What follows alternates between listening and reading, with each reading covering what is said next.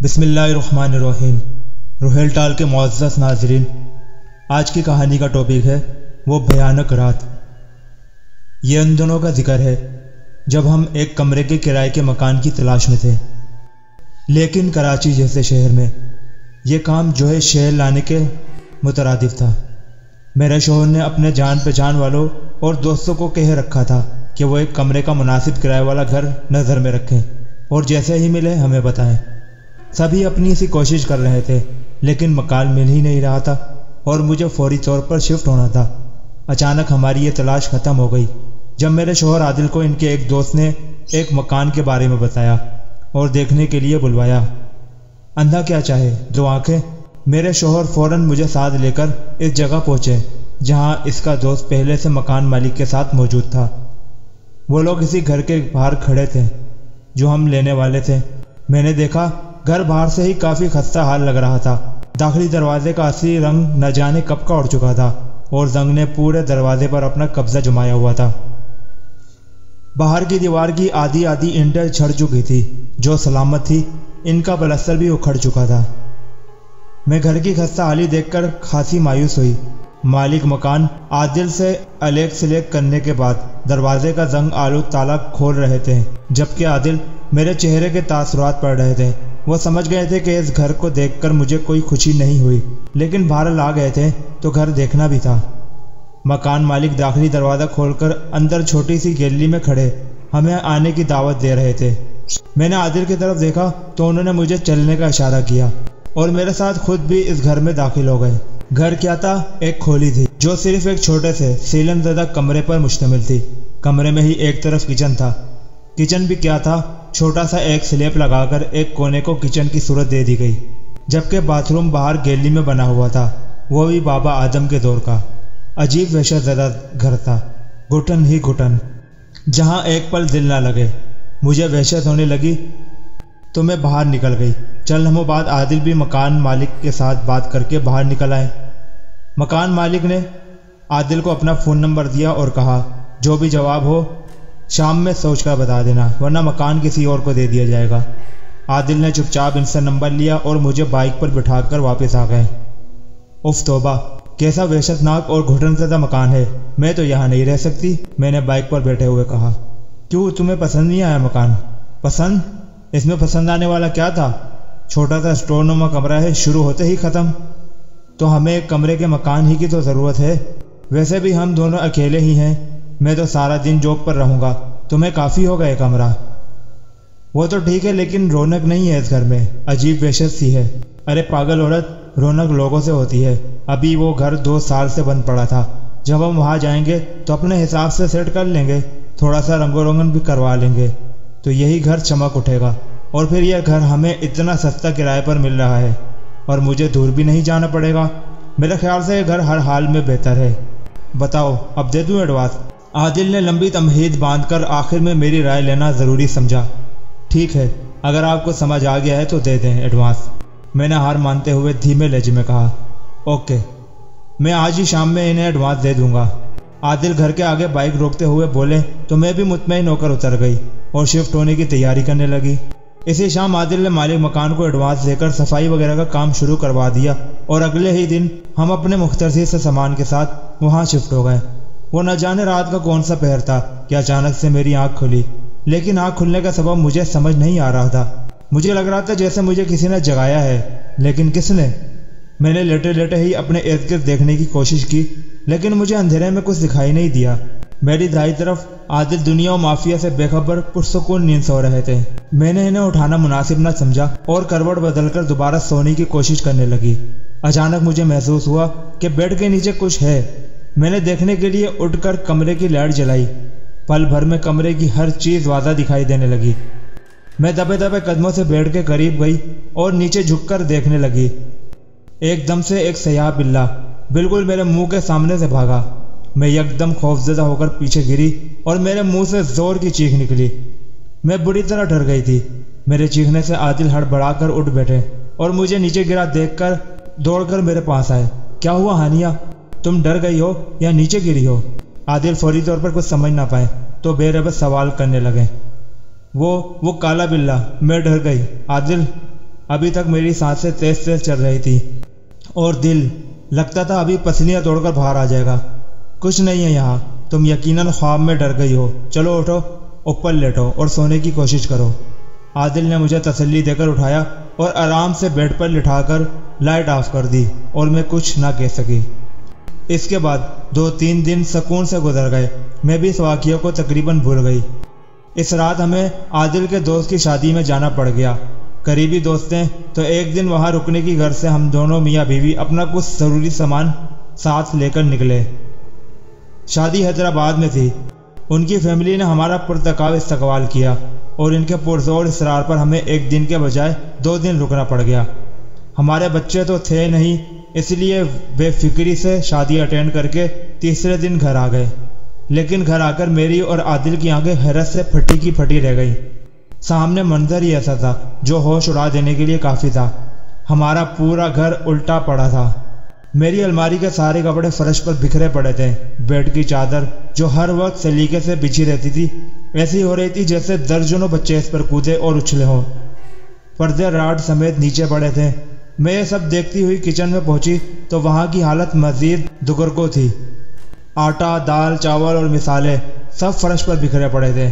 تیل کے ڈبے کا ڈھکن کھل کر گرا ہوا تھا اور تیل لڑک کر نیچے پڑے مسالوں میں شامل ہو رہا تھا۔ عادل اور میں حیران و پریشان سر تھامے سب نظارہ دیکھ رہے تھے۔ یہ سب دیکھ کر میں تو سر پکڑ کر بیٹھ چکی تھی۔ مجھے کچھ سمجھ نہیں آ رہا تھا کہ آخر یہ سب کیا ہے، بند گھر میں یہ سب کس نے کیا، کس کی کارستانی ہے۔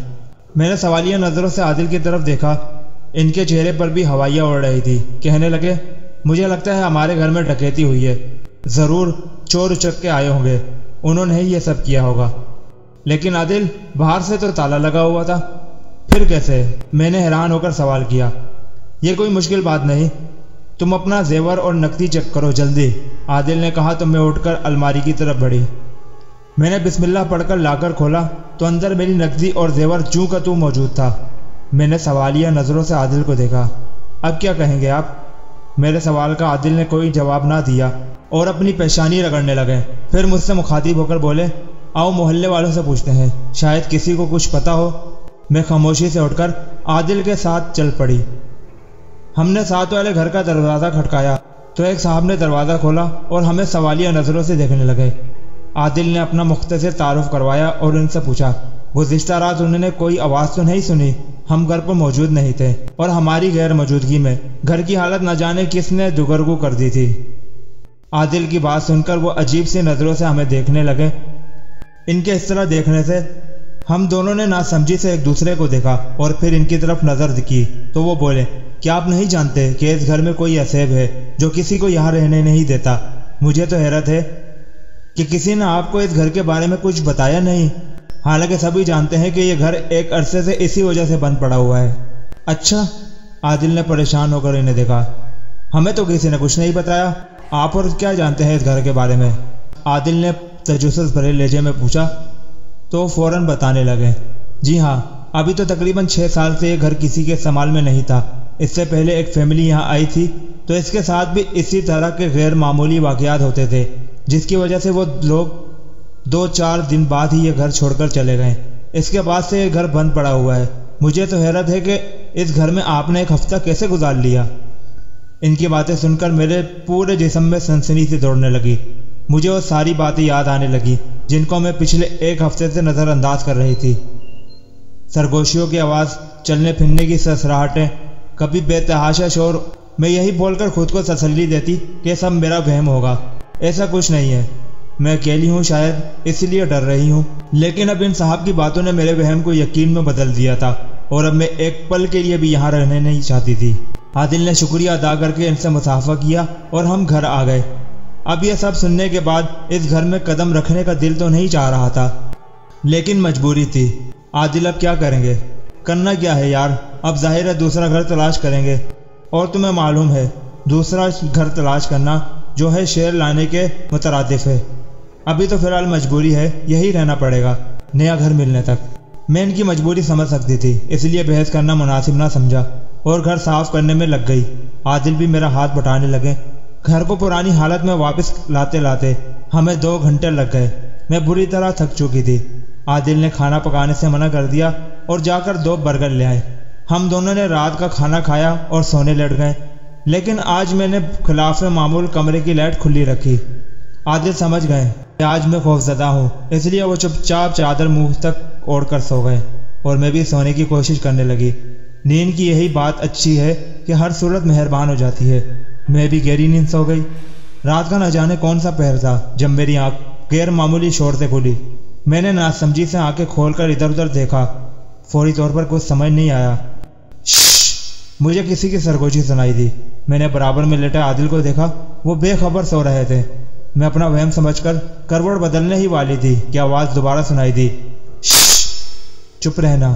سرگوشی بہت واضح تھی اور یقیناً مجھے مخاطب کیا گیا تھا۔ میں نے ادھر ادھر نظریں گھمائی۔ اچانک مجھے چھت پر پنکھے کے ساتھ ایک بچہ الٹا چپکا ہوا دکھائی دیا۔ اس نے اپنی دائیں ہاتھ کی ایک انگلی ہونٹوں پر رکھی ہوئی تھی۔ وہ مجھے خاموش رہنے کا اشارہ کرتا ہوا مجھے ہی گھور رہا تھا۔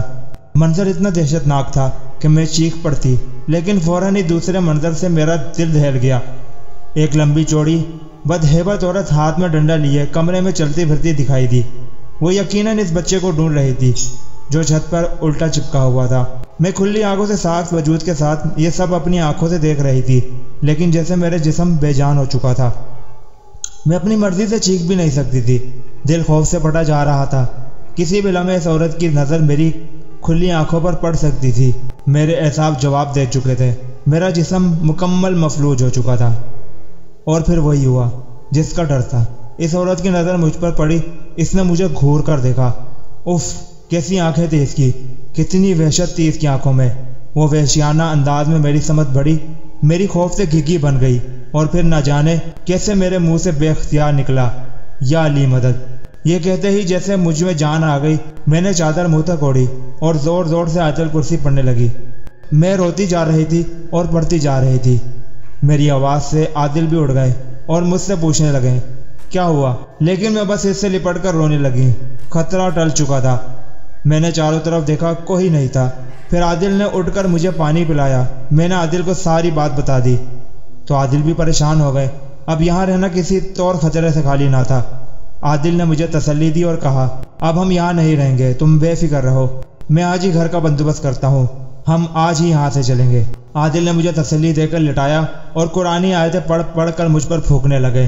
وہ پوری رات عادل اور میں نے جاگ کر گزاری۔ صبح تک میں بخار میں پھک رہی تھی۔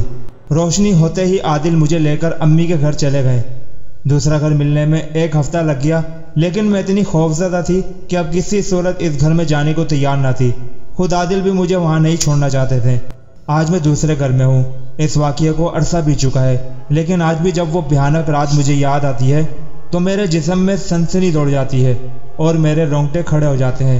میں دعوے سے کہہ سکتی ہوں کہ اگر میری جگہ کوئی اور کمزور دل عورت ہوتی تو یقیناً اس کا خوف سے دل بند ہو جاتا۔ یہ تھی آج کی کہانی۔ کسی اور ویڈیو میں کسی اور کہانی کے ساتھ ملاقات ہوگی۔ کامنٹس میں رائے سے ضرور آگاہ کیجیے گا، سبسکرائب بھی کیجیے گا۔ اللہ حافظ۔ پاکستان زندہ باد۔